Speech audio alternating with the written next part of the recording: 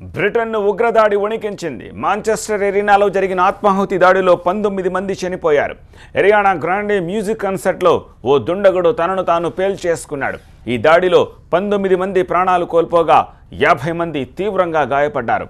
పేలుడు తీవ్రత అధికంగా ఉందని, మృతులు గాయపడిన వారి సంఖ్య మరింత పెరగొచ్చని చెబుతున్నారు. మ్యూజిక్ కన్సర్ట్ టార్గెట్గా సూసైడ్ అటాక్ జరిగినట్లు చెబుతున్నారు. ఉగ్రదాడిగా అనుమానిస్తున్నారు లండన్ పోలీసులు. సంగీత కచేరీలో ఒక్కసారిగా దాడి జరగడంతో జనం ప్రాణాలను అరచేత పెట్టుకుని పరుగులు తీశారు. గాయపడ్డ వారిని హుటాహుటిన ఆసుపత్రులకు తరలించారు. అయితే ఈ కన్సర్ట్కు సుమారు 21,000 మంది హాజరైనట్టు చెబుతున్నారు.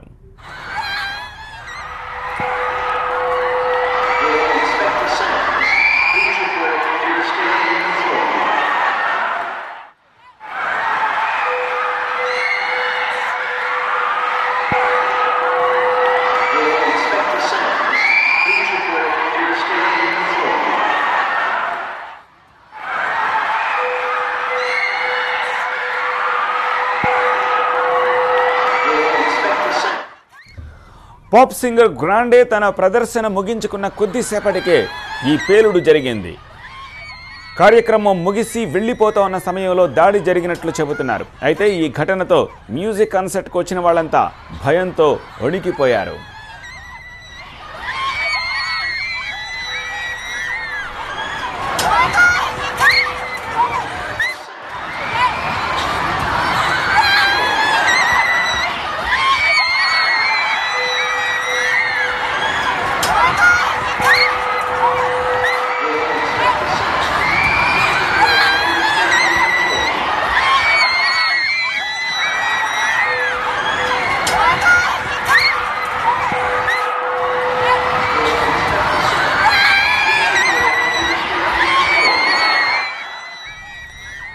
గాయపడ్డ వారిలో చాలా మంది పరిస్థితి విషమంగా ఉంది. పేలుళ్లకు పాల్పడింది ఎవరో ఇంకా క్లారిటీ రాలేదు. ఈ ఘటన తర్వాత బ్రిటన్లో హై అలర్ట్ ప్రకటించారు. యూరోప్లో కూడా అలర్ట్ ప్రకటించారు. మాంచెస్టర్లో భారీగా బలగాలను మోహరించారు.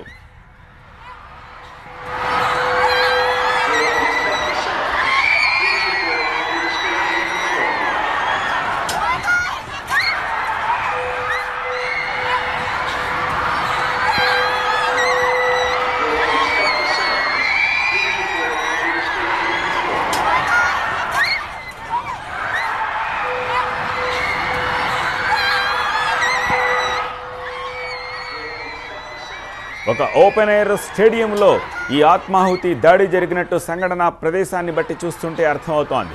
21,000 మంది హాజరైన ఈ మ్యూజిక్ కాన్సర్ట్ పూర్తయిన తర్వాత ఆత్మాహుతి దాడి జరిగినట్టుగా చెబుతున్నారు. సంఘటనా స్థలంలో మరో బాంబును నిర్వీర్యం చేసినట్టు కూడా చెప్తున్నారు.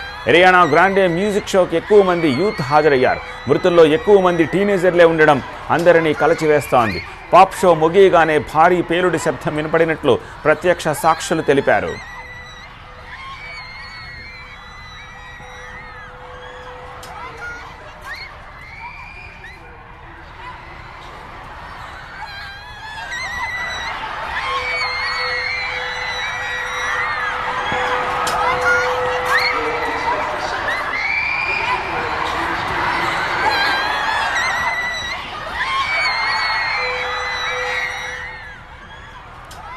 అరుపులు, కేకలు, ఆర్తనాదాలతో బ్యారికేడ్లను దూకి దాటుకుంటూ భయంతో వణికిపోతూ పరుగులు తీస్తోన్న దృశ్యాలను చూస్తున్నాము. మాంచెస్టర్ పేలుడు ఘటనను ప్రధాని మోదీ తీవ్రంగా ఖండించారు. మృతుల కుటుంబాలకు ప్రగాఢ సానుభూతి తెలిపారు.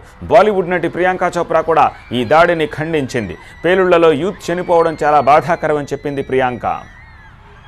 I just heard about it, and first of all, those are kids, mostly like, young kids. And I think as people are getting so desensitized to everything that's happening, because every morning we read about something new, and it's not okay. And it's on us to be able to figure out that is this the world that we're going to raise our kids in? I'm really shocked, and my condolences.